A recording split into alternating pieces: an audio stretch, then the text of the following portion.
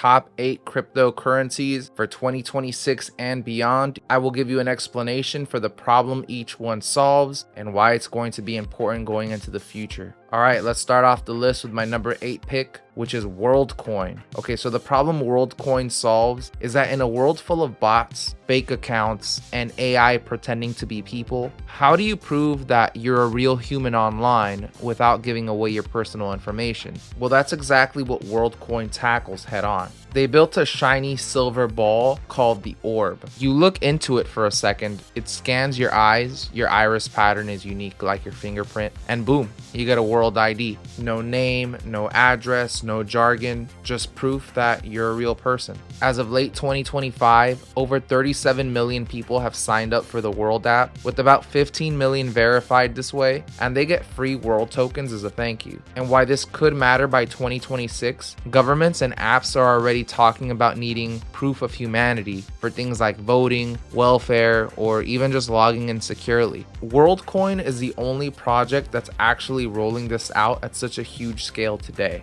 Risky, yes, but it's simple and it's powerful. Number 7, Bitcoin.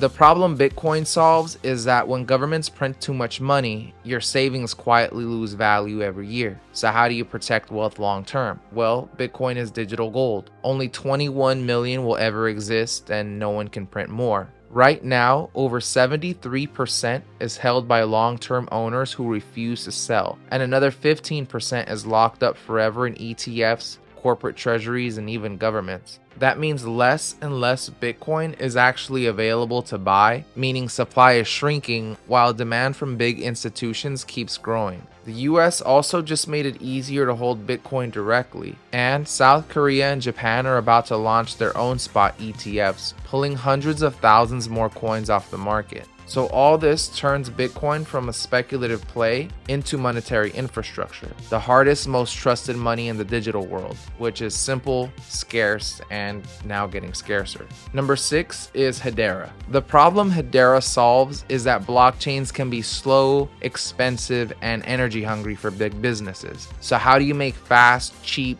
green tech that huge companies actually trust and use? Well, Hedera is like the grown-up version for blockchain. It's not run by random miners, it's run by a council of 39 huge companies, Alphabet, IBM, and a bunch of others, and they all vote on the rules together. It can handle thousands of transactions every second for less than a penny each, and it uses almost no electricity.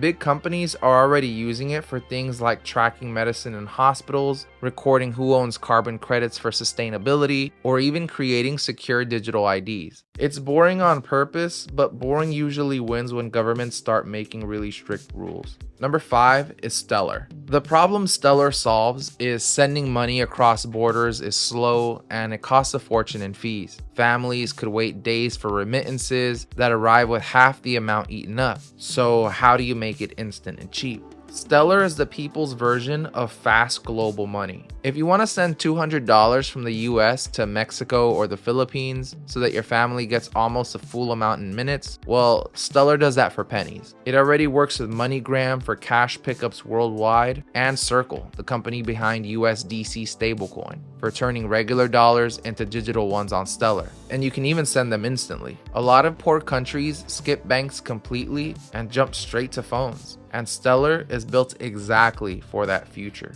Number 4, Ethereum. The problem Ethereum solves is that traditional finance is stuck with middlemen, high fees, and no easy way to own a piece of real stuff like art or property digitally. So how do you build an open app store for both money and assets? This is why you should think of Ethereum as like the app store for crypto. Almost every big thing you've heard of, stable coins like USDC and USDT, NFT collections, play to earn games, lending apps, most of them live on Ethereum or copies of Ethereum. It got super expensive for a while, but now there are some layer 2 upgrades that make it fast and cheap again, sometimes for even under a penny. Over 31,000 developers are active on it every month, and even if new chains come along, Ethereum is like the internet itself. It's just not going away.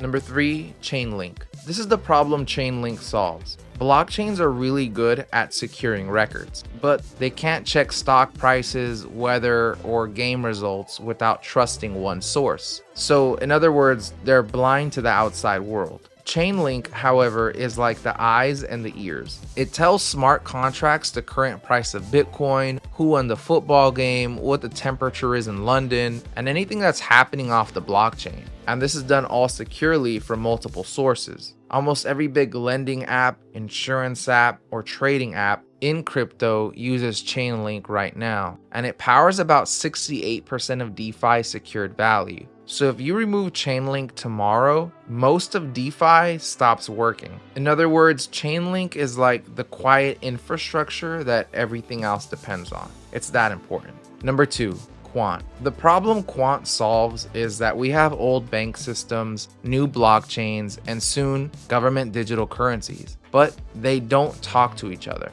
So how do you connect everything without rebuilding from scratch? Well, Quant builds something called Overledger, and it's like the plug that lets all these different systems connect and move money or data between each other safely. They already work with central banks, big payment companies in Europe, and projects across Latin America. There are only about 14.9 million Quant tokens ever, which is a very small supply for something this important. Most people still sleep on Quant, which is why I have it so high. And my number 1 pick for 2026 is XRP. So here's a simple truth. Moving money between countries right now is slow and expensive because banks are using a system from the 1970s called SWIFT, and XRP replaces that. It settles transactions from 3 to 5 seconds for fractions of a penny. Any currency to any currency. Hundreds of banks and payment companies already use it in the real world, not testnets, not pilots. That's live money moving every single day. The ledger has been running non-stop since 2012, never hacked, 100 billion total supply with about 40 billion locked up and released slowly each month. So when the world wants fast, cheap, 24/7 global money, XRP is already there waiting. So there you have it, my top 8 cryptocurrencies for 2026 and beyond, explained as simply as possible. Every single one of these cryptocurrencies solves a real problem that's only going to get bigger as we move forward in time. And I just want to end this video by saying that this is not financial advice. Always do your own due diligence because investing in crypto is risky. Never put in more than what you can afford to lose. So which one of these cryptocurrencies surprised you the most? Let me know in the comments below. Like this video if you got value from it, and of course subscribe if you want to see more videos like this in the future.